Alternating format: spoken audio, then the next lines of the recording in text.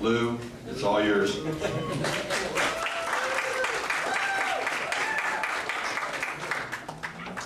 I don't know what kind of justice I'm supposed to do. Am I supposed to condemn someone or justify something? But anyway, when I was asked to talk at this gathering, I don't know, what can I talk about? I mean, should I either tell jokes or talk about my views on the political situation or what else? Well, I think maybe the most fruitful thing to do is to talk about philanthropy, and to talk about philanthropy as it applies to our movement, and why I'm doing it, and why that's my main focus is philanthropy, and why I think it's vital for this country to have people support our movement, basically for the survival of our country. I think it's that serious, based upon what's happening with the religious right, the influence they have in this country, and just look at our political situation today, the people running for office. Can anyone in this room feel comfortable with any of the Republicans, any of them running? I mean, how at this moment, I mean, I'm just worried that this country is leading into an Islamic type state, and it just seems that it just gets worse every year, beginning with when Bush took over. That was the turning point, and a previous turning point to that was when Reagan took over, which began the downfall of our country. And when Bush took over, that was one of the final nails. And right now, we're down to our last ditch effort. But anyway, I'm straying a little bit because of my passion for the political situation, what's happening in this country. But I think the cancer that exists in our society, a major part of it has to do with religion. And if I go back a little bit, about 10 years ago, when I decided to get involved in philanthropy, and I felt, now where can I, in my small way, make a difference? And I thought by concentrating on critical thinking and organizations that are secular, that emphasize science and reason, as opposed to spirituality and mythology as a basis for making decisions, I thought that would be an area that it seems that very few people are passionate about those issues, and maybe I could make a small dent in contributing to my country by emphasizing that. So I started a foundation at that time, about 10 years ago, and I put $1 million into it, and I thought, gee, it's foundation parlance, so that was like petty cash, compared to the Ford Foundation, compared to the churches. And the main focus of the foundation at that time was, let me read the mission statement to you, which is as follows. The Louja Realty Foundation mission statement is, the foundation's fundamental premise is that all mankind is part of the same family, sharing one home, planet Earth, and that the root cause of the world's problems are due to differences of religion, race, and nationality. Barriers created by faith-based ideology must be replaced with the foundation's holy trinity, which consists of humanism, science, and futurism, if our planet is to survive. We will therefore encourage secular activities that can result in significant, vital, and measurable long-term cumulative effects on our planet's population and environment.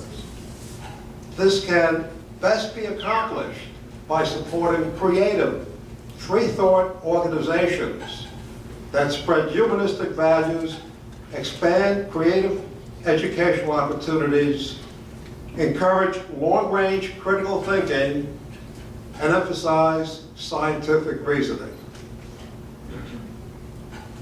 Now, somehow the newspaper, Miami Herald, picked this up. Someone mentioned to them about that, well, this individual is put $1 million into supporting atheist causes, you know.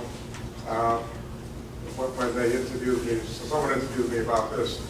And so, unbeknownst to me, they interviewed me, took pictures at my home, and wrote a huge 2-page article.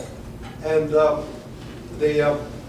and it appeared on January 1, New Year's Day, on page 1 of the second section of the Miami Herald, and it was entitled something to the effect of Business Tycoon. They made a mistake. A friend of mine told me they said Tycoon, they meant typhoon. But Business Tycoon to donate $1 million a year to atheist causes. Well, that wasn't what I was going to do. I just put $1 million into the kitty as a starter. But they picked up $1 million a year to atheist causes. Well, this thing got picked up in all the newspapers around the country, and it was great for me. And I wasn't looking for the publicity, but it was great for me because all of the atheist, humanists, and groups like you people are familiar with, but I never heard of before, they all contacted me, and they said, "Well, you know, how do we apply for a grant? How do we do this and that? You know?" So my wife and I, Lori, we were not married then, but we are now. Said, well, look, we're leaving for Europe in 2 weeks, and look at the emails I'm getting. Look at this. They came out of the woodwork from all over. I think we can't just leave. I think 3 weeks we were going away. We're going to Africa or somewhere, and so we can't just leave it. You have to keep the ball going. So I'm going to invite all of these people to my apartment, and let's get them all together, and let's keep this momentum going. Well, Laurie and her family were a little bit concerned. Well, gee, you don't know who's going to show up. You know, there might be these people that blow up abortion clinics, you know, and they're going to blow up your apartment, you know. But we did send out the invitation, and about I guess maybe 50 people showed up. They went from all over the country, and that's how I got started in finding you guys, finding your groups, and also getting acquainted and being associated within the atheist humanist free thought movement. But I do think it's the it is the most important. It's the at least for me, it's the most important thing that I feel that I can do to make a contribution to my country's future. Because I think that what's happened, the way this country is going,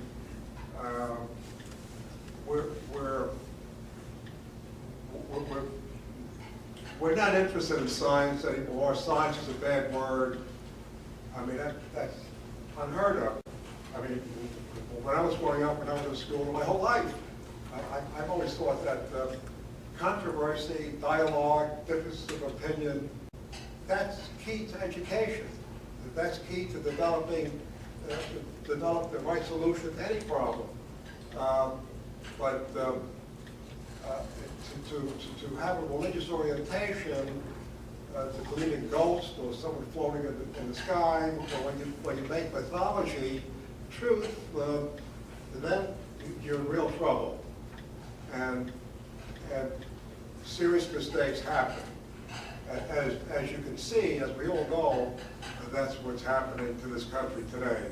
And as a result, I fear for the future of this country. In fact, for me personally, I mean, all my personal investments, look, I'm not a big tycoon by any means.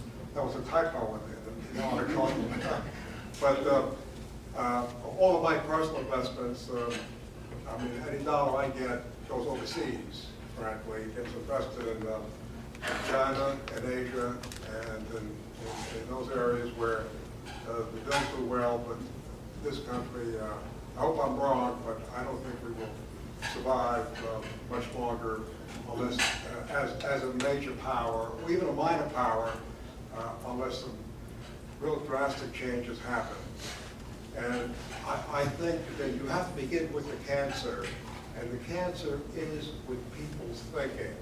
So I think it's vitally important that we all of us in our respective organizations somehow encourage secular free thought groups of free thought people who can think for themselves and not get on their knees and pray to the Almighty for solutions to complex problems. Anyway, that's my feelings on philanthropy, and that's why I'm in it. And some of the things that we have done over the years, which I feel that we've been very successful at it, my foundation. You know, I'll just give you a few of them. A few years ago, four of us put in $10,000 apiece and launched the Secular Coalition for America, which is the first lobbying group that represents, just free thinkers, atheists, and people like us, you know. And that's been extremely successful with a budget of $40,000 maybe 5 years ago, maybe 6 years ago. Now I think the budget is well up the past $500,000, making a major impact for the movement. In addition to that, a few other things we've done. We set up the Appignani Humanist Legal Center in Washington, D.C. through the AHA, and over the last few years that they've made some major inroads, have gotten some publicity. They've been mentioned at the Fox News and Rush Limbaugh and people like that. So it's growing, and some other foundations have come in and made donations, and I think that'll do pretty well. Some things have not grown and were discontinued. Like I set up the Appignani Bioethics Center in New York at the UN with UN representation, and that did well for a few years, and the purpose of that was to influence international thinking and decision-making relative to things like stem cell research and cloning and issues relating to that, when the Bush administration was going the other way on that scientific investigation.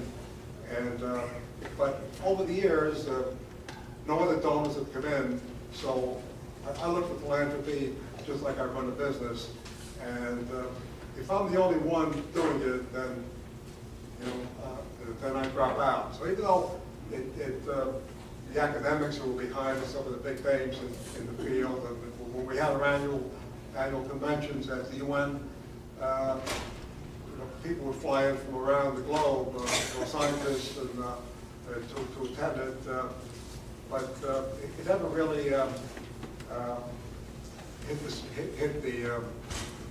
hit it where it was supposed to be, except just the dialogue among some high-level academics, and that was it. So I stopped supporting that last year. Some other things that were done is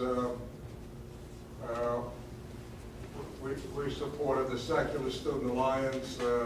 Just this past year, we made a nice contribution to them, and also made a nice contribution recently to the American Atheist Association. And, it seems like Dave has taken over a dormant organization and has brought it up quite a bit, you know. And I also set up a lecture program at the University of Miami, where the 5-year program, which just ended in 2010, 11. I guess our last lecture was when Dawkins spoke at the university just recently, and I mean they expected that normally the lectures that over the last 5 years, it's a 5-year program. The scholars that we brought in to talk on topical issues of the day,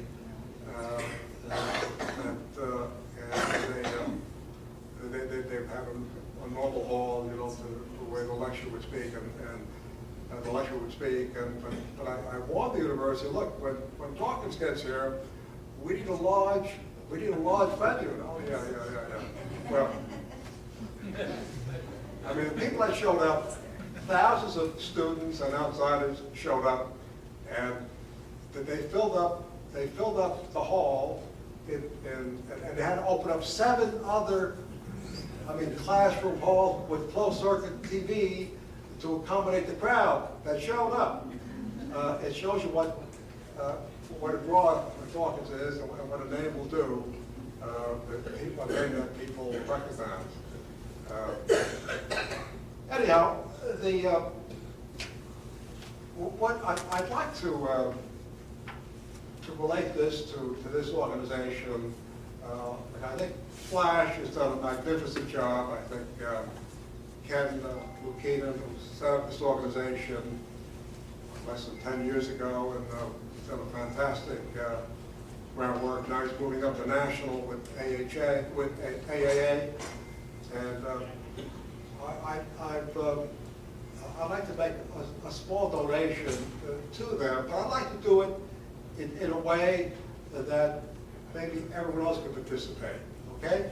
Now, whoever is able to, at any rate. What I'd like to do is, I have a check here. Where is it? Has it been spent already? Someone smelt it and cashed it in already. No, I can't find it.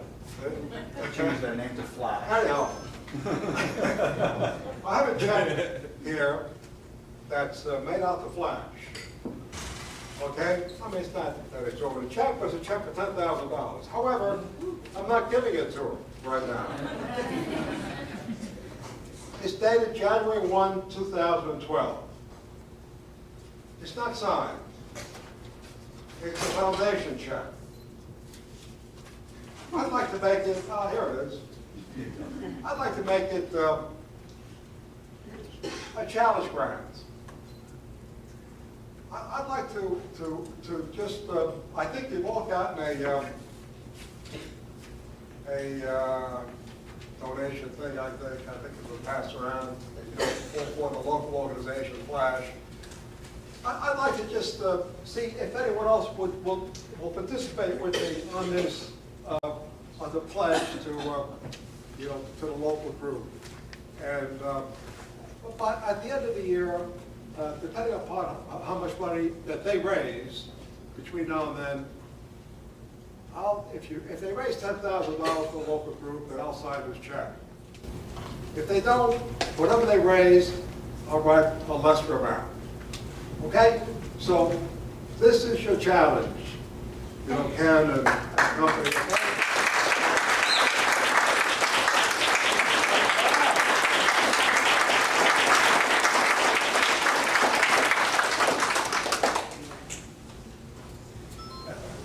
Don't force my signature on it.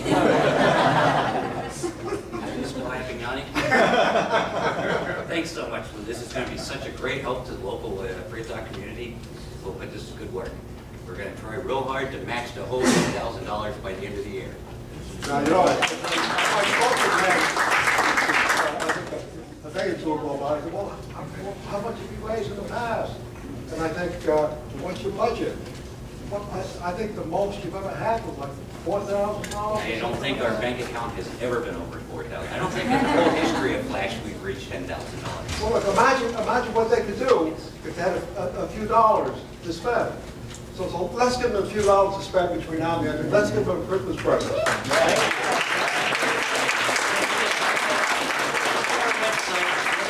Website, starting tomorrow or as soon as this is done.